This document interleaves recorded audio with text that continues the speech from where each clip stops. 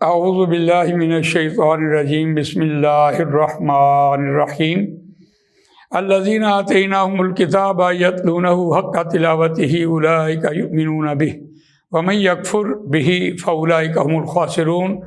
صدق اللہ العظیم۔ وہ لوگ جن کو دی ہم نے کتاب وہ اس کی تلاوت کرتے ہیں جیسا کہ تلاوت کرنے کا حق ہے، وہی اس پر ایمان رکھتے ہیں، اور جو کوئی اس کی تلاوت کا حق ادا نہ کرے وہ خسارہ پانے والے ہیں۔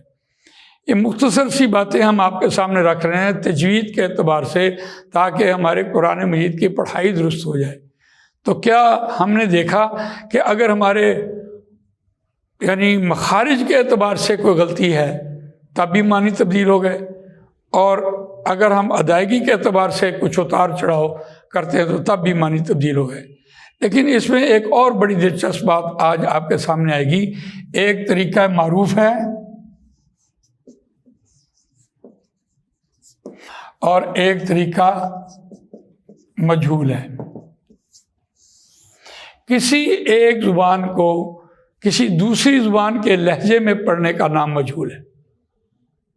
اور یہ بات یاد رکھیے، آج کی دنیا میں تو جو بچے حفاظ سے پڑھتے ہیں، حفظ کرتے ہیں، مدارس میں جاتے ہیں، ان کو تو کوئی اس بات کا اشکال نہیں ہے۔ لیکن جو ہم نے دیکھا، جن لوگوں نے عورتوں سے قرآن مجید پڑھا ہوا تھا یا دیہاتوں میں جنہوں نے پڑھا ہوا تھا، یقیناً وہ مجہول پڑھ رہے تھے۔ اور اس مجہول میں دیکھیے، میں ابھی آپ کو ایک مثال دیتا ہوں، آپ حیران ہوں گے کہ کتنی بڑی غلطی ہو رہی ہوگی۔ الحمد للہ رب العالمین الرحمن الرحیم مالک یوم الدین ایاک نعبد و ایاک نستعین اہدنا الصراط المستقیم صراط الذین انعمت علیہم غیر المغضوب علیہم ولا الضالین۔ اب دیکھیے، اس میں ایک لفظ ادا ہوا ہے علیہم، لفظ علیہم، علیہم، اور اگر یہ پڑھا جائے علیہم تو اس لفظ میں اور اس لفظ میں آپ فرق ہی نہیں کر پائیں گے۔ الیہم، علیہم اور الیہم،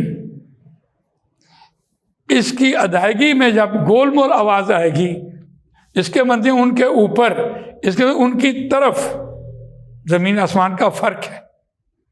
تو اب ہم دیکھتے ہیں کہ ہم نے جو بھی قرآن مجید دیہات میں پڑھا، پنجابی لہجے میں پڑھا یا اردو لہجے میں پڑھا، ہم نے قرات کے اعتبار سے نہیں پڑھا، لیکن اس میں دیکھیں جو انہوں نے محنت کی ہے، اے ای آئی او یو، یہ جو ہماری آوازیں ہیں یہ وحی کی آواز ہے، یہ فکس آواز ہے۔ اس آواز کو آپ حیران ہوں گے۔ آپ جرمن دیکھیں، فرانس دیکھیں، اٹلی دیکھیں، برطانیہ دیکھیں، امریکہ دیکھیں، افریقہ دیکھیں، آپ پٹھان دیکھیں، آپ کوئی اور ترکی دیکھیں، مصر دیکھیں، شام دیکھیں، ان کی زبانیں دوسرے کو سمجھ نہیں آ رہی ہوتی، لیکن جب وہ قرآن پڑھ رہے ہوتے ہیں تو کیسے وہ قرآن پڑھ رہے ہوتے ہیں، کمال درجے کا قرآن پڑھتے ہیں۔ قرآن مجید میں زیر زبر پیش کو وہ کیسے ادا کر رہے ہوتے ہیں۔ یہ جو زیر زبر پیش ہے یہ محفوظ آواز ہے جو اللہ کی طرف سے اتری ہے۔ دیکھیں اس کی معروف آوازیں کیا ہیں، جب آپ پیش دیکھیں تو آپ یو نکالیے،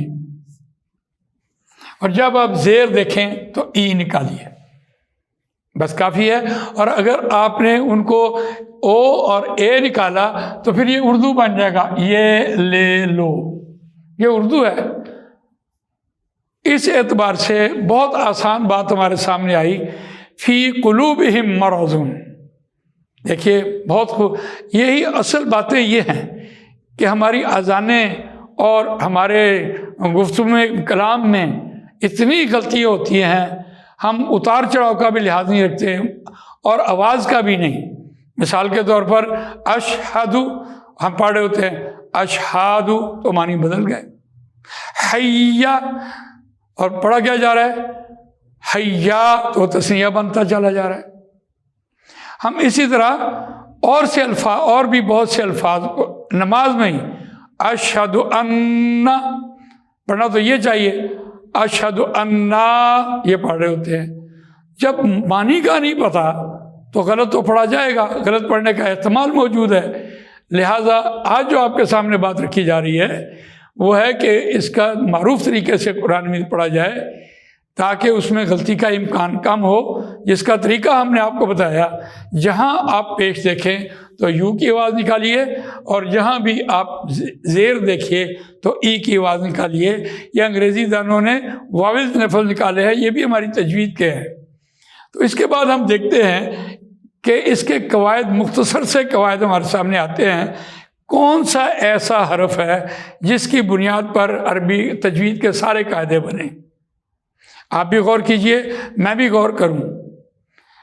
آج تک اس بات کا جواب مجھے کم ہی ملا ہے، لیکن میں آپ سے عرض کروں، ایک نون ایسا حرف ہے جس سے تجوید کے سارے قاعدے بنتے ہیں۔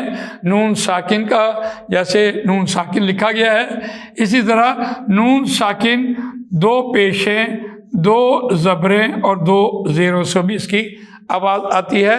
اس کو ملفوظی نون کہتے ہیں، لفظی نون کہتے ہیں۔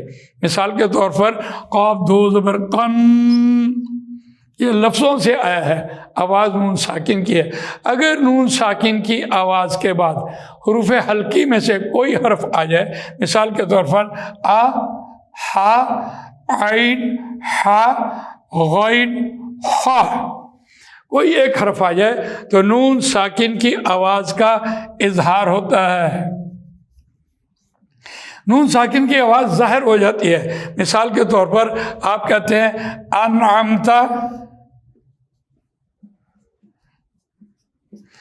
سورہ فاتحہ میں آپ پڑھ رہے ہیں انعمتا، پڑھائی کے اعتبار سے اتنا ردم ہے اس میں کہ عین میں سے آپ کو نکالنا مشکل ہوگا، اور اگر آپ اس قاعدے کے مطابق پڑھیں تو پھر عین اصل جگہ سے خود بخود آ جائے گا۔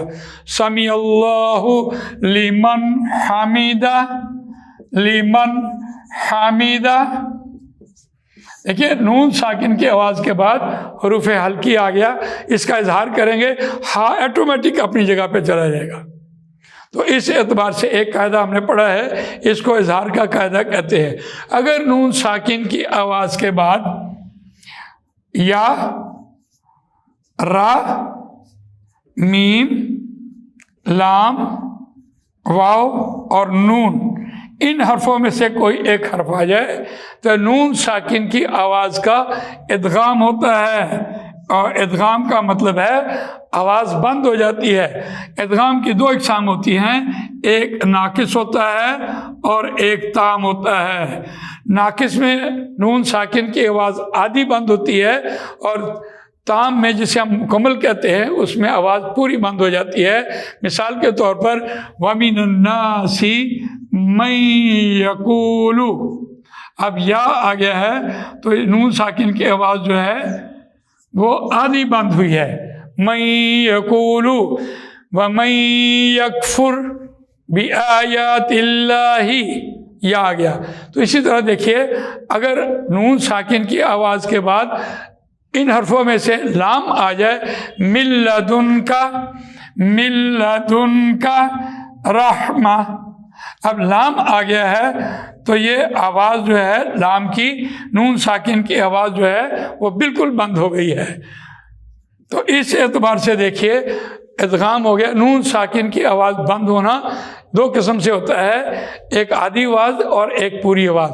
اس کے بعد ہم دیکھتے ہیں نون ساکن کی آواز کے بعد اگر ایک حرف با آ جائے تو نون ساکن کی آواز چھوٹی میم میں بدل جاتی ہے، من بعدی، یہ دیکھیے من بعدی، چھوٹی میم میں آواز بدل جاتی ہے۔ اور اس کے بعد ان حروف کے بعد یعنی 6 حروف ہمارے حروف حلقی ہو گئے اور 6 حروف ہمارے یرملون کے ہو گئے، یا، را، میم، لام، واو، نون یرملون کے ہو گئے، اور ایک حرف ہمارا با آ گیا، تو 13 حروف، 28 حروف میں سے آپ 13 حروف نکالیں تو باقی حروف جو ہے 15 حروف وہ اخفا کے حروف کہلاتے ہیں، اخفا کے۔ آپ دیکھیے اس میں آپ جب اخفا کہہ رہے ہوتے ہیں تو آواز بند بھی ہوتی ہے اور ایک الف جتنی آپ لمبی بھی اسے کر سکتے ہیں. تو دیکھیے انفسکم، نون ساکن کی آواز کے بعد فا آ گیا ہے، قو انفسکم واہلیکم نارا، تو فا آ گیا ہے تو نون ساکن کی آواز کا اخفا ہو گیا ہے. تو یہ 15 حروف ایسے ہیں. تو آج میں نے بڑی مختصر سے ٹائم میں آپ کے سامنے تجوید کے پورے قاعدے رکھے. قاعدے انہیں سمجھ آنے کی تو بہت آسان بات ہوتی ہے، لیکن اصل بات ہے اس کی ایکسرسائز، اس کی مشق. تو دیکھیے قاعدہ آپ پڑھیے، سنیے، اور آپ کے سامنے قرآن مجید کی ایک آیت ہو اور اس کی پریکٹس کیجئے. Practice makes the man perfect. تو انشاءاللہ آپ کا قرآن مجید درست ہو جائے گا اور پھر کوئی غلطی کا امکان نہیں رہے گا. اللہ تعالیٰ مجھے آپ کو قرآن مجید پڑھنے، سمجھنے، اس پر عمل کرنے، اس کو دوسروں تک پہنچانے کی توفیق عطا فرمائے. ہاں، اگر کوئی سوال آ گیا آپ کے ذہن میں تو آپ کمنٹس کیجئے، آپ وائس میسج بھیج دیجئے. انشاءاللہ میں آپ کو اس کا تسلی بخش جواب دینے کی کوشش کروں گا. جزاک اللہ.